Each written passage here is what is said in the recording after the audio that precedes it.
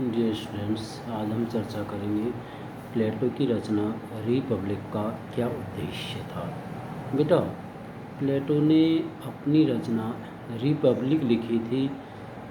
इसके जीवन में एक ऐसी घटना घटी थी जिसके कारण इनका संपूर्ण जीवन परिवर्तित हो गया। इनके गुरु सुकरात को जब बिना किसी कारण के मृत्युदंड दिया गया तो ऐसी स्थिति में प्लेटो ने यह संकल्प किया कि ऐसी कौन सी राज व्यवस्था हो जिसके अंतर्गत सुकरात जैसे महान मनीषी के साथ ऐसी घटना ना घटे। इसके लिए इन्होंने आदर्श राज्य की स्थापना की बात की। आदर्श राज्य के अंतर्गत जो शासन सत्ता की बागडोर होगी वो दार्शनिक राजा के हाथ में होगी। दार्शनिक राजा एक बुद्धिमान व्यक्ति होगा और दार्शनिक राजा की निर्माण की जो प्रक्रिया बताई थी, इन्होंने इसके लिए शिक्षा सिद्धांत दिया था। और शिक्षा सिद्धांत के द्वारा भी प्लेटो ने कह दिया था कि शिक्षा से भी कहीं शासक वर्ग के अंतर्गत कुसंस्कारों का निर्माण ना हो जाए, इसके लिए उन्होंने साम्यवाद का सिद्धांत दिया।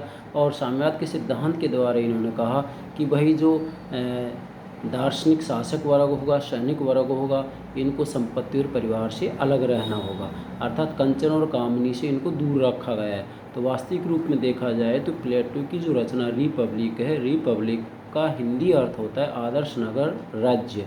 तो प्लेटो ने रिपब्लिक का लक्ष्य बताया आदर्श राज्य की स्थापना। मतलब प्लेटो की जो रचना रिपब्लिक है, इसका लिखने का जो मूल उद्देश्य था वो था आदर्श राज्य की स्थापना, आदर्श राज्य का निर्माण, जिससे कि सुकरात जैसे महान मनीषी के साथ दोबारा ऐसी घटना न घटे।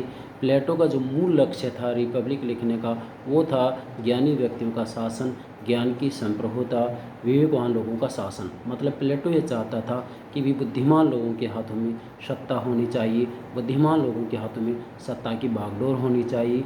क्यों? क्योंकि इनके गुरु सुकरात को मूर्ख लोगों के द्वारा जो है मृत्युदंड दिया गया था।